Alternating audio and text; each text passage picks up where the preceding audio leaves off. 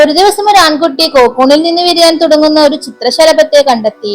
അവനിരുന്ന് മണിക്കൂറുകളോളം ചിത്രശലഭത്തെ വീക്ഷിച്ചു. ഒരു ചെറിയ ദ്വാരത്തിലൂടെ അത് ബലം പ്രയോഗിച്ചു കടന്നു പോകാൻ പാടുപെടുമ്പോൾ ചിത്രശലഭം പെട്ടെന്ന് ശ്രമം നിർത്തുന്നതായി കാണപ്പെട്ടു. അത് കണ്ടുനിന്ന ആ ആൺകുട്ടി ചിത്രശലഭത്തെ പുറത്തേക്ക് വരുത്താൻ സഹായിക്കാമെന്ന് തീരുമാനിച്ചു. അവനൊരു കത്രികയെടുത്ത് കോക്കൂണിന്റെ ബാക്കി ഭാഗം മുറിച്ചു മാറ്റി.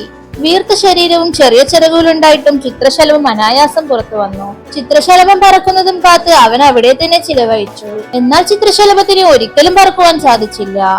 ആ ചിത്രശലഭം തന്റെ ജീവിതകാലം മുഴുവൻ പറക്കാൻ കഴിയാതെ ചിലവഴിച്ചു. അതായത് ചിത്രശലഭം സ്വയം പ്രാപ്തമാക്കേണ്ട പ്രോസസ് പെട്ടെന്ന് തന്നെ ബ്രേക്ക് ചെയ്യപ്പെട്ടു.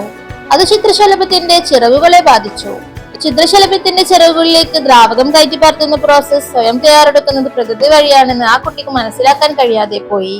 ഏത് പ്രതിസന്ധികളിലും സ്വയം തയ്യാറെടുക്കുക, അത് നമ്മുടെ ജീവിതം വിജയത്തിലെത്തിക്കും. സ്റ്റോറി ഇഷ്ടമായാൽ ലൈക്ക് ചെയ്യുക. കൂടുതൽ മോട്ടിവേഷൻ സ്റ്റോറീസ് കേൾക്കാനായി ചാനൽ സബ്സ്ക്രൈബ് ചെയ്യുക. പുതിയ വീഡിയോയുമായിട്ട് പിന്നീട് കാണാം.